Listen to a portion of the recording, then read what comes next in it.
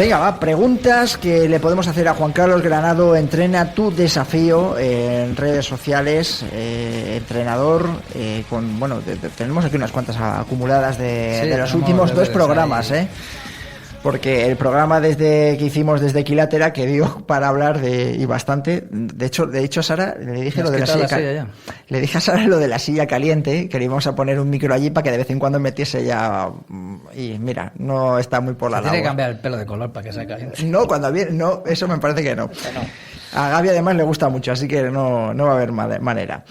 Venga, vamos con las preguntas que se pueden hacer a través del club de Strava, ya sabéis, ASICS Ingrávidos Team, y también a través de las redes sociales. Incluso le podéis preguntar directamente a Juan Carlos a través de Entrena tu Desafío.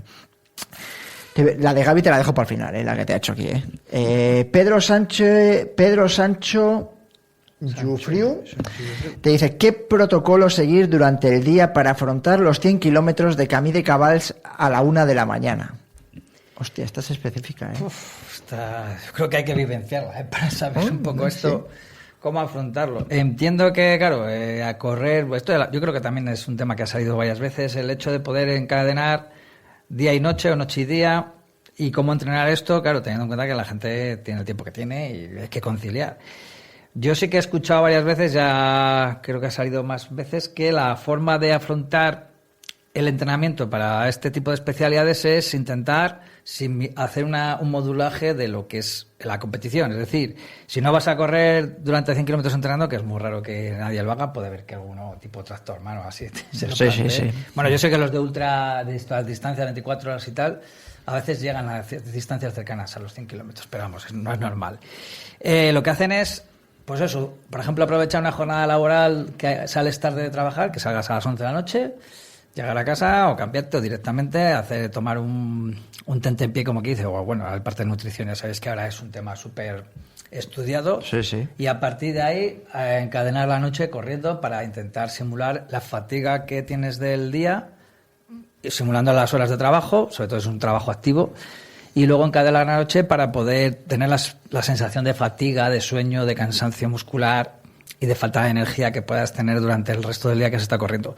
O a la inversa, aprovechar que tienes que trabajar de noche para poder luego salir por la mañana todo seguido corriendo con unas sensaciones de mucha fatiga y sabiendo, ya estás, digamos, que el hecho de que la cabeza esté preavisando o adelantando que luego tienes que ir a entrenar, también facilita un poco la sensación de volver a entrenar, porque claro, si sales de madrugada a las 6 de la mañana y de alguien te dice, ahora coge las zapatillas y ponte a correr otras 5 o 6 horas, entiendo que sea muy duro, pero bueno, si tú ya lo tienes metido en el esquema de programa semanal y lo haces, pues creo que es una de las fórmulas de intentar simular esto. De la otra manera tendrás que partir los entrenamientos, es decir, hacer 4 o 6 horas seguidas, descansar un poco y volver a hacer otras 4 o 6 horas para simular este tipo de entrenamientos, que sé que es lo que hacen más o menos la gente de ultras.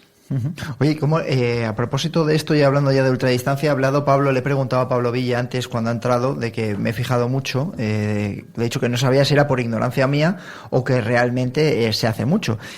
Ha puesto Tenerife Blue Trail mucho el foco en ese habituallamiento, quizás el último antes de afrontar la parte de más altura del Teide, y se veía a todos los corredores poniéndose pantalón largo, chaqueta y demás tal y cual, y él ha hablado de que claro, que iba a afrontar temperaturas por debajo de 8 grados, menos 8 grados, dice que ha llegado a tener, y creo que era obligatorio ese tipo de prendas, que he hecho que a mí me ha chocado mucho, ¿no? Verles correr con un pantalón largo, etcétera, etcétera. ¿Cómo entrenas eso también? Es decir, ¿cómo te preparas para una prueba como la Tenerife Blue Trail?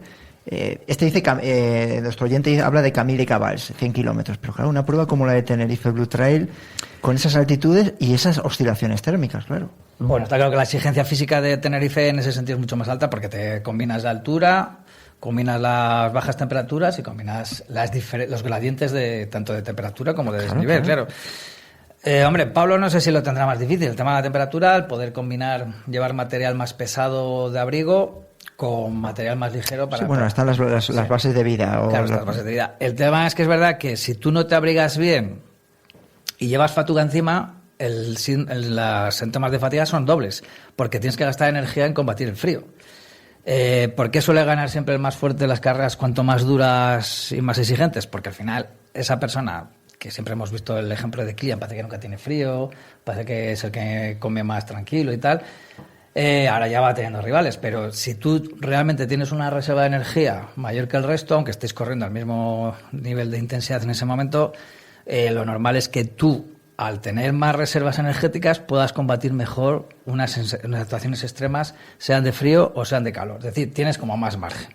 Entonces, cuando vas a llegar a ese punto, está claro que tienes que llegar con mucho margen. Es decir, como cuando se dice en maratón al kilómetro 30 tienes que llegar con energía, porque si no sabes que va a caer el muro seguro. En este tipo de competiciones igual, o llegas a la base de vida con energía sabiendo que te queda lo más duro, o si no, tanto el frío como la altura, que al final son dos estresores de la capacidad física del humano, pues te van a pasar facturas sí o sí.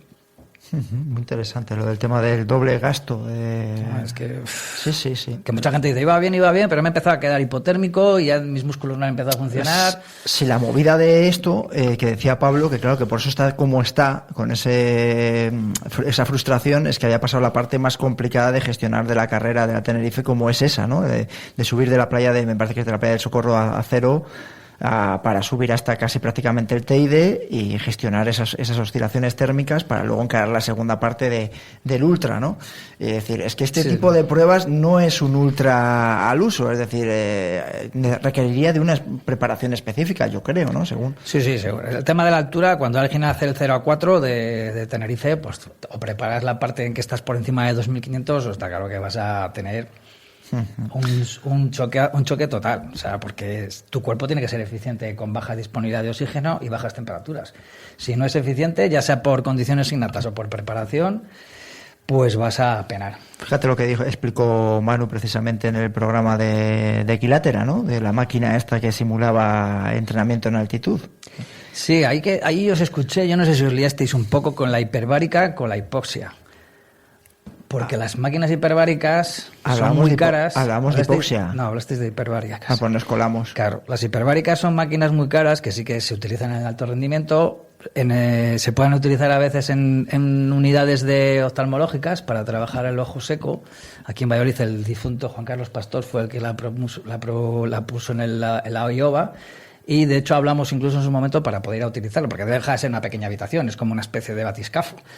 Yo sí que he trabajado mucho en hipoxia y no tiene nada que ver, es otra filosofía mucho más sostenible y más fácilmente vivible, pero es mucho más potente trabajar con condiciones hiperbáricas, porque simula realmente lo que ocurre a nivel de altura. Yo creo que nos referíamos a hipoxia, estoy casi convencido. No, porque yo me dije, hostia, qué cosa más rara que estén hablando de hiperbáricas. No, por eso de hipoxia, que estábamos hablando de hiperbáricas. Y yo decía, es muy raro, hablo incluso de precios, Gaby. Sí. De cuánto costaba la sesión, te sacas bonos. Ah, bueno, sí, pero eso fue con Gaby. Yo te estoy hablando de antes cuando entró a hablar Manu Merillas. Esa parte no. Pero un día que estuviste hablando de temas de hiperbáricas. Sí, y que además empieza él. Me parece que Gaby me ha estado diciendo que empieza esta semana con una cosa de tema de hiperbárica también. Sí, la cámara hiperbárica, que empieza él unas sesiones. Si es hiperbárica, es curioso porque es muy difícil llegar a ello. Me estaba hablando de... No, Gaby va a empezar una cosa con cámara hiperbárica esta semana, que de hecho le estoy tratando de convencer para hacer un serial con él de ver para qué lo hace, por qué lo hace, cómo lo hace y dónde lo hace. Pero con Manu hablábamos del entrenamiento en altitud, de que le hago la pregunta yo a Manu y le digo, ¿y cómo lo haces con una maquinita? Pues le doy un botón y ya está. Con eso lo he hecho yo toda la vida. He vivido en tiendas de hipoxia durante dormir desde las 11 de la noche hasta las 12 de la mañana y Maite se quedaba dentro para pasar la mayoría de horas posibles dentro de una máquina de hipoxia. Y luego están las máquinas de hipoxia y hiperoxia, que también compramos una aquí con el dinero de la Junta de Castilla y León, que no se sabe dónde está, con la pandemia desapareció, porque te acuerdas que eran máquinas... A ver si va a estar aquí en el almacén. No sé, ¿te acuerdas que eran máquinas que se demandaron porque eran generadores de oxígeno? Claro. Para el tema del COVID. Claro, eso es. Y ahí empezaron a preguntarnos por aquí, tenemos una en el Ríos Gueva, que la compramos gracias al antiguo director general de deportes, Miguel Ignacio. La compramos, hice yo toda la gestión, es una máquina que te genera hipoxia e hiperoxia a demanda y puedes generar más gradiente de oxígeno. Pues ahí estamos. Eso es lo que está haciendo ahora Manu de cara a la prueba que va a correr ahora en el mes de abril en Chile en altitud en los Andes. Claro, sí, para ese tipo. A ver, Sky Race, lo hacen los cazadores, lo hacen los caballos, lo hacen mucha gente y paga mucho dinero porque al final es una preparación muy específica para trabajar en condiciones de hipoxia. Intentando que tu mecanismo tu mecanismo de captación de oxígeno sea más eficaz, porque eso o lo entrenas o lo tienes innato. Si lo tienes innato y lo entrenas, todavía mejor. Entonces, claro, conviene que tus proteínas de hemoglobina sean capaces de captar el oxígeno cuando estás por debajo del 21% de concentración de oxígeno. Y ahí es donde está la clave, ser eficiente en competición o entrenando, y ser eficiente en tu día a día para que las condiciones de estrés sean lo menores posibles. Bueno, pues que sepas que por ahí van los tiros. Pero bueno, te quiero decir que a raíz de todo de Tenerife y del tema de... Si, por ejemplo, yo entrenaba para Tenerife, yo había trabajado en hipoxia. Vale. Cuando fui a Nepal, trabajé en hipoxia, por ejemplo. Vale. Pues sí, bueno, pues Manu lo está haciendo. Lo está haciendo en casa, ha tenido una máquina y está haciéndolo para... Claro, ya es buen profesional, está claro. En un programa muy de profesionales, estamos hoy analizándolo. México, te pregunta también a través de Instagram, ¿por qué a partir de cierta edad es mejor no parar nunca? Lo dijiste en el programa anterior.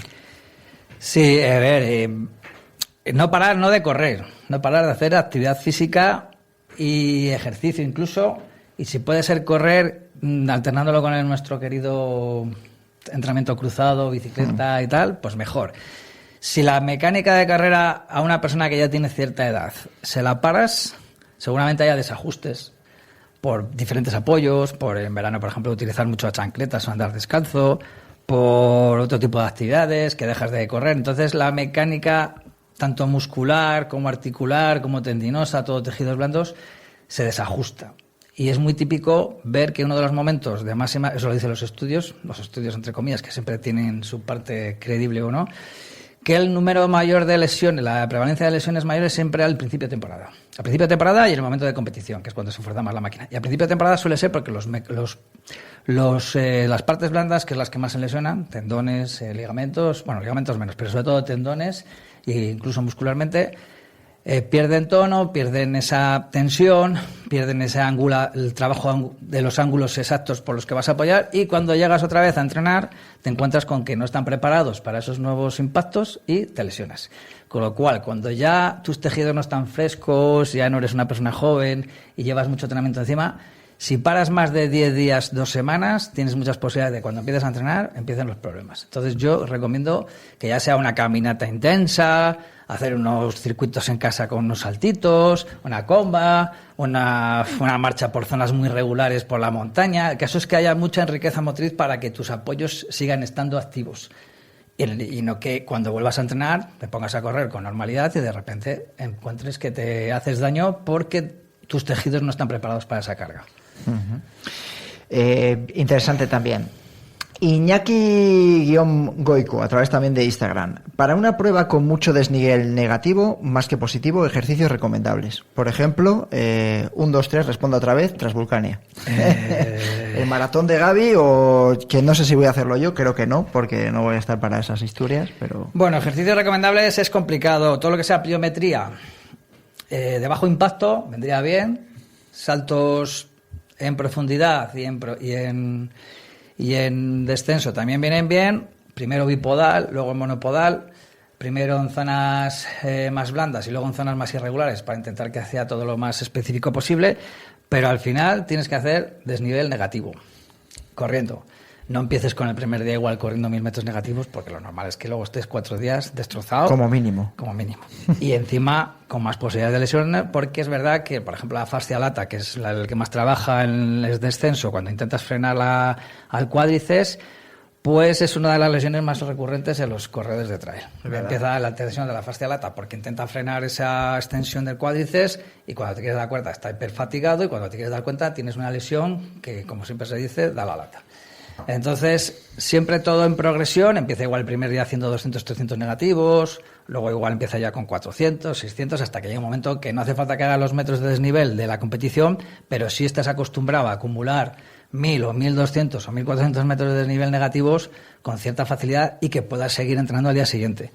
Y si lo alternas con entrenamientos muy suaves, tipo piscina, bicicleta, los días de que tengas máxima destrucción muscular, porque al final los desniveles negativos lo que te generan son muchas DOMS, las agujetas, las famosas, por microlesiones en la unión musculotendinosa que estás haciendo un nuevo ejercicio, un nuevo rango de movimiento que tú no estás acostumbrado a hacerlo, y cuando acumulas mucha fatiga, pues generas muchas roturas, micro roturas musculares, muchas landas, mucha, digamos, sustancia tóxica a tu organismo, y eso es luego lo que hay que limpiar, lo que duele. Uh-huh. Esta me la he apuntado yo, ahora para estos días, a ver cómo sumo yo 1000 negativos así todos los días, y al día siguiente subes con la bici, bajas corriendo. Lo único que te hace falta siempre uno para que te haga la logística. Ya, claro, siempre necesitas a alguien a mayores, a ver si empiezo a darle un poco. Que estuve en Villamuriel y hice, no sé cuánto me salieron de negativos, no llegaron a 400, y luego he estado 2 o 3 días tocadete de no hacer nada. Te darías cero a la bajada. Sí, me dice, era así. Y con los cordones sin atar. Claro, ahí si te das cuenta, ya volviendo a esto, los que ya bajan con facilidad, que se tiran y echan el cuerpo hacia adelante, no retienen. Hacen apoyos activos. Pero eso yo también lo he hecho siempre, fuerte, pero aún así, claro. Tienes que estar fuerte para poder aguantar esos apoyos tan activos con el cuerpo adelantado. Cuando ya vas con el cuerpo atrasado, y a esos ritmos. Y ya estás frenando, porque ya vas con la musculatura así, las agujetas caen mayores. Al día siguiente. Te pregunta Trace Axial, ¿se puede suplantar el gimnasio por un buen trabajo de cuestas 3 o 4 veces por la semana? Esta es la última, Sí. A ver, tiene similitud, por supuesto, que está trabajando fuerza de una manera muy diferente, pero yo no sé por qué le quiere suplantar. Imagino que le tiene manía, o no le tiene, o es muy aburrido, o lo de siempre. Pero es que lo que te da el gimnasio no te lo dan los cuestas, y a la inversa. El tipo de trabajo de fuerza en cuestas es muy específico, sobre todo para trail. El tipo de fuerza que te da el gimnasio, bien orientado, no tiene nada que ver.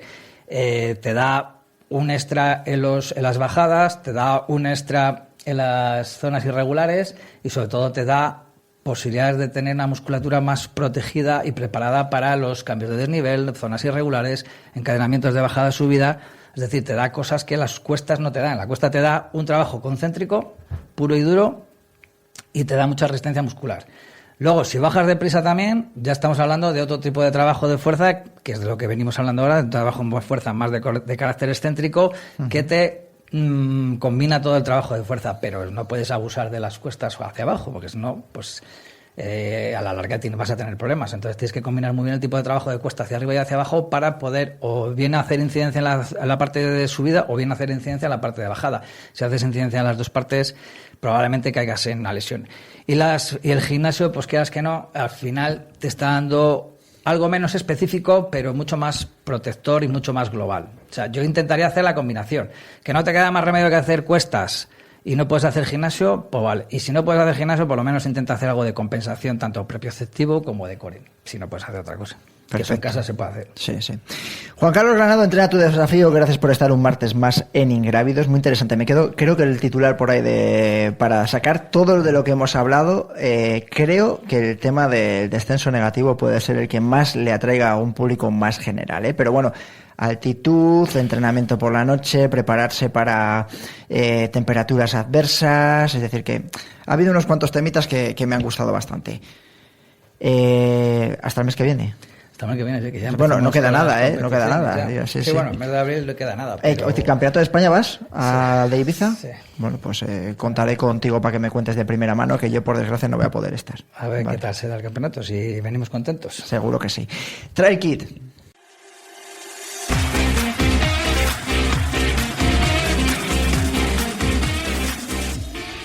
Puedo presumir de haber ganado al mejor corredor del mundo, de trail running,